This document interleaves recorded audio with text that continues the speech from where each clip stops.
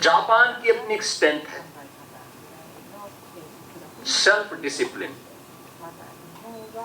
Precision, quality, team work और innovation. Bharat की अपनी स्ट्रेंथ है, यंग वर्कफोर्स, युवा शक्ति, हमारी प्रतिभा, हमारी विविधता, हमारी सृजनात्मकता और साथ लेकर के चलने की भावना। मेरा विश्वास है कि जब जापान की स्ट्रेंथ और भारत की स्ट्रेंथ साथ आएगी तो केवल दोनों देशों के बच्चों का भविष्य ही बेहतर नहीं होगा, अभी तो ग्लोबल स्टेज पर नई संभावनाओं के द्वार भी इसके माध्यम से खुलेंगे।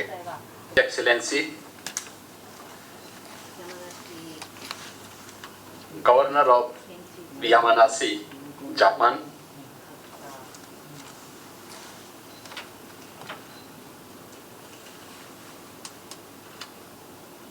स्टूडेंट एक्सचेंज के आज के इस कार्यक्रम में जापान के यामानासी से आए हुए हमारे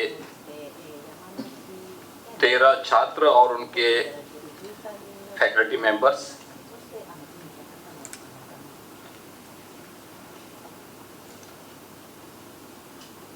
उत्तर प्रदेश लखनऊ के विभिन्न प्रतिष्ठित संस्थाओं से जुड़े हुए हमारे सभी युवा साथियों,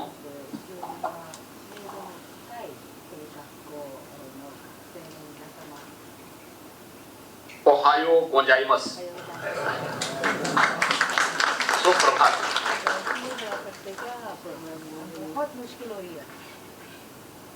हम लखनऊ में हैं, यह प्रदेश की राजधानी है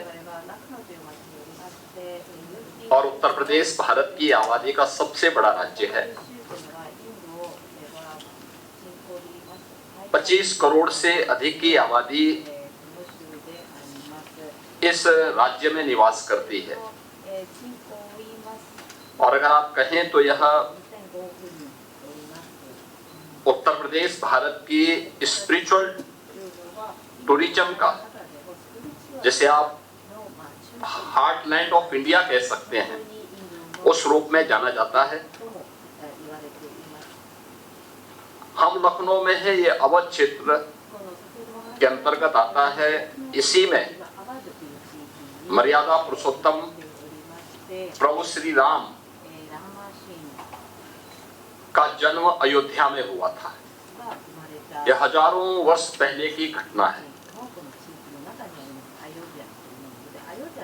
इसी यूपी में कल आप लोग आगरा गए होंगे, आगरा में आपने ताजमहल देखा होगा। ताजमहल ये हमारे ब्रज क्षेत्र का पार्ट है। आप लोग आगरा मथुरा होते हुए आए हैं और मथुरा भगवान श्री कृष्ण की पावन जन्मभूमि भी है। लखनऊ के बाद कल आपको यहां से वाराणसी जाने का अवसर प्राप्त होगा। वर्ल्ड हेरिटेज साइट सारनाथ, जो भगवान बुद्ध की प्रथम दीक्षा यानी जहां उन्होंने पहला उपदेश दिया था, वहां जाने का अवसर प्राप्त होगा।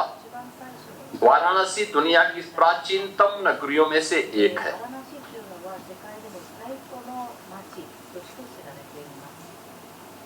यानी भारत की स्पिरिचुअलिटी का एक प्रमुख केंद्र बिंदु उत्तर प्रदेश है और उस उत्तर प्रदेश में जापान के यामानासी से जुड़े हुए इन युवा विद्यार्थियों के साथ में उत्तर प्रदेश के लखनऊ से जुड़े हुए हमारे इन युवा विद्यार्थियों का यहाँ पर आज इंटरेक्शन, ये हमें अभिभूत करने वाला है। मैं सबसे पहले तो जापान से आए हुए अपने इन युवा मित्रों का भी और भारत के अपने इन सभी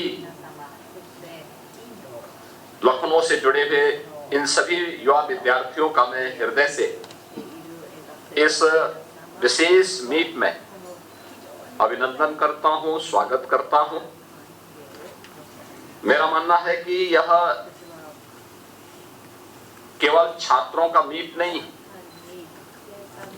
यह दो संस्कृतियों का, दो परंपराओं का और दो देशों के युवा पीढ़ियों की मुलाकात भी है। यहाँ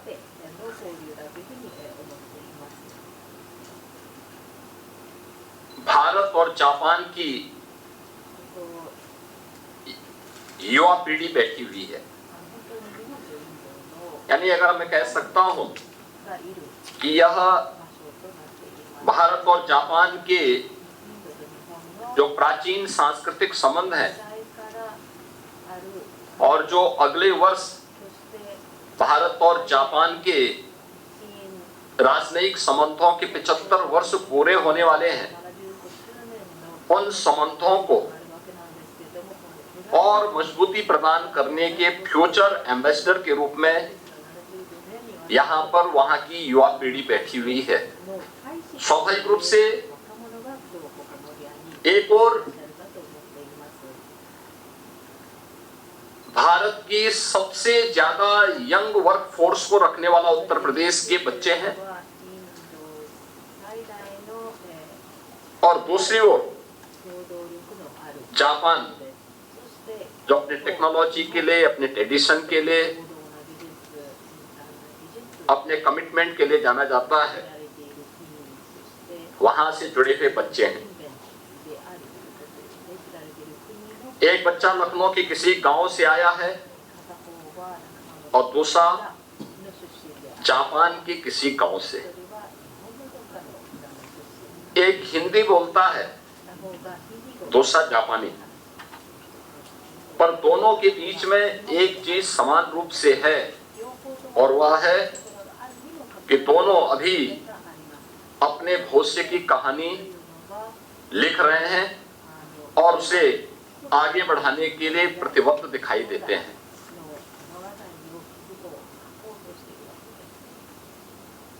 जापान से आए हुए जो हमारे युवा मित्र हैं, ये भारत की विविधता में एकता, वसुधैव कुटुंबकम, पर्व और त्योहारों की एक लंबी परंपरा, भारतीय भाषाओं और इंडियन फिलॉसफी, इन सब के साथ ही उत्तर प्रदेश की समृद्ध सांस्कृतिक विरासत को समझने का एक अवसर यूपी के अंदर आपको प्राप्त होगा, जिससे जापान की नई पीढ़ी भारत को केवल एक मार्केट नहीं बल्कि एक साझा सभ्यतागत मित्र के रूप में भी जान सके, और भारतीय बच्चों के लिए बहुत महत्वपूर्ण होता है कि वे जापान के बच्चों से जाने वर्क कल्चर क्या होता है, लाइफ फिलॉसफी क्या होती है, जापानी डिसिप्लिन क्या है, ikigai, team work, mutual respect, cleanliness, punctuality, traditional art and festival को समझने का यह एक अवसर भी होता है। यही तो इस एक्सचेंज के प्रोग्राम की हमारी सबसे बड़ी ताकत है, एक दूसरे से सीखना। आप अपनी अपनी अच्छी बातों को साझा करेंगे, दोनों देशों की शिक्षा व्यवस्था, संस्कृति और जीवन पद्धति को करीब से समझने का एक अवसर है। जापान की फिलॉसफी वाह यानी सामाजिक सामंजस्य हमें सिखाता है कि समाज साथ साथ मिलकर के आगे बढ़े और भारत की संस्कृति वसुधैव कुटुंबकम, जिसमें पूरी दुनिया को एक परिवार के रूप में हमने मान्यता दी है। अयम निज परोवेति गणना नवचेतसाम उदार चरिता नाम तो वसुधैव कुटुंबकम। ये भारत की संस्कृति है, ये अपना है, ये पराया है। ये हमारी फिलॉसफी बोलती है कि संकुचित सोच के लोग बोलते हैं, करते हैं। उदार चरित्र के लोगों के लिए तो पूरी दुनिया ही एक परिवार है। वसुधैव कुटुंबकम का ये भाव, ये भारतीय संस्कृति की सबसे बड़ी विशेषता है। और दोनों की भावना एक सुंदर समानता है, किसी को पीछे न छोड़ना और सबको साथ साथ लेकर के आगे बढ़ना है। यानी जिसके बारे में प्रधानमंत्री मोदी जी कहते हैं, सबका साथ सबका विकास, सबका विश्वास और सबका प्रयास। ये मोदी जी का जो ये लाइन है, ये इसी बात को लेकर के है, जो वसुधैव कुटुंबकम के इस भाव को आगे बढ़ाता है। जापान की अपनी एक स्ट्रेंथ है, self discipline, precision, quality, team work और इनोवेशन। भारत की अपनी स्ट्रेंथ है,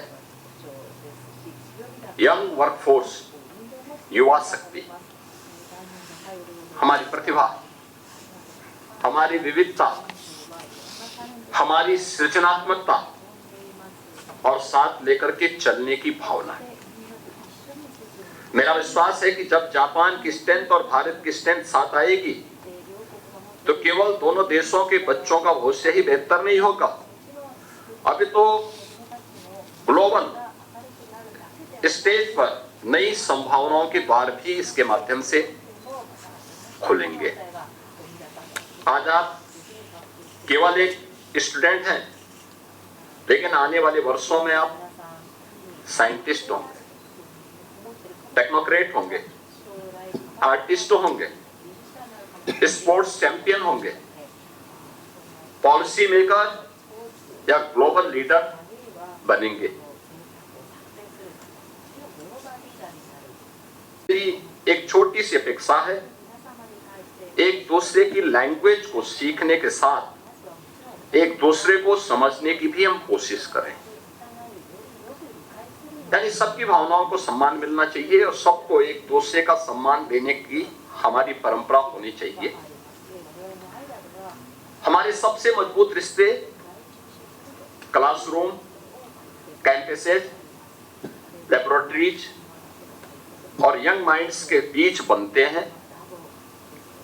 हमारे बच्चे एक दूसरे की संस्कृति, मूल्यों और जीवन दृष्टि को समझें और साथ सीखें और साथ आगे बढ़ें, क्योंकि आज के बच्चे ही कल भारत जापान पार्टनरशिप के सबसे प्रभावशाली एम्बेसडर होंगे।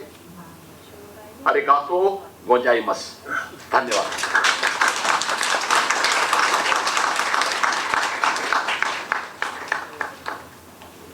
बहुत बहुत धन्यवाद माननीय मुख्यमंत्री जी।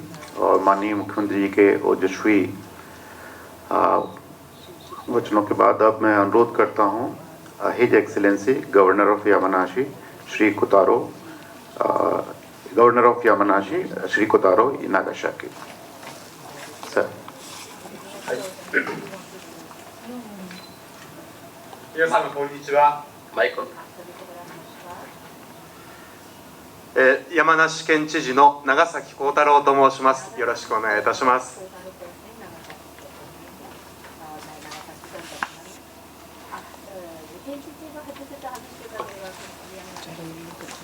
まずは、この貴重な機会をご用意をいただきました、ウッタールプラディッシュヨギ・アディナヤートチーフミニスター閣下に心から感謝を申し上げます。また、この UP 州訪問に参加をしていただいた山梨からの高校生の皆さん、そして今日お迎えをいただきましたウッタルプラデシュ州の高校生の皆様、本当にありがとうございます。私たちは今先ほどまでヨギ首相と私は共に UP 州と山梨、そして日本で共に豊かな未来を築いていこうという話し合いをしてまいりました。まさにその豊かな未来の担い手は皆様です。ぜひ今日のこの出会いをですね、文字通り第一歩としてこれからですね発展をさせていただきたいと思います。先ほどヨギ首相もおっしゃいましたように、私たちは同じところも多くあります。また違うところも多くあります。どこが一緒かをそれぞれ見出して、そして他方でどこがどう違うのか、この違いをですねそれぞれ尊敬し合う、リスペクトし合うような関係をですねぜひ構築をしていただきたいと思います。お互いをよりよく知ること、お互いを見習うこと、これは今ヨギ首相がおっしゃったことであります。そして重要なことは、よく知った上で同じところも違うところもよく知った上でそれぞれお互いをですね豊かにさせよう、相手を豊かにしてもらう、相手が豊かになるようにすること、相手が幸せになるようなするためには私たちが一体何ができるのか、これをですねぜひ皆さん考えていただきたいと思います。ヨギ首相の言葉に世界上一つの家族だというお話がありました。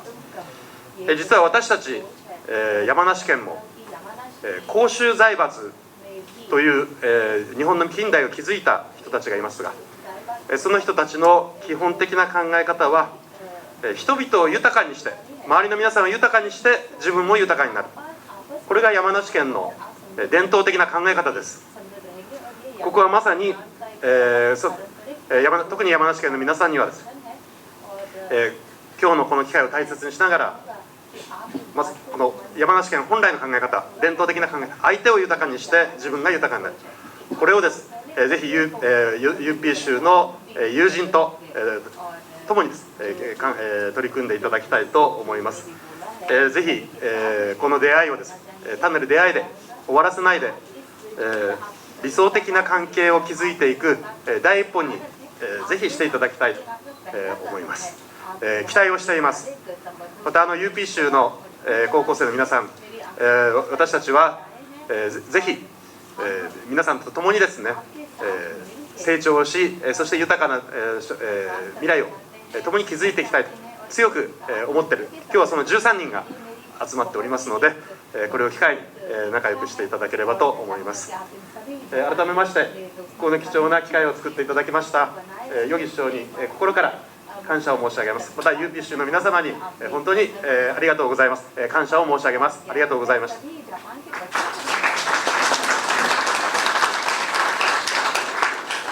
बहुत बहुत धन्यवाद हिज एक्सीलेंसी। भारत के युवाओं को प्रेरित करने के लिए, मार्गदर्शन देने के लिए और जापान और भारत के दोनों युवाओं को आपस में पास लाने के लिए, उनके बीच में संवाद स्थापित करने के लिए अब मैं माननीय मुख्यमंत्री से अनुरोध करूंगा कि जापान के जो हमारे युवा साथी हैं उनको उपहार स्वरूप भारत की तरफ से गिफ्ट भेंट करने का कष्ट करें।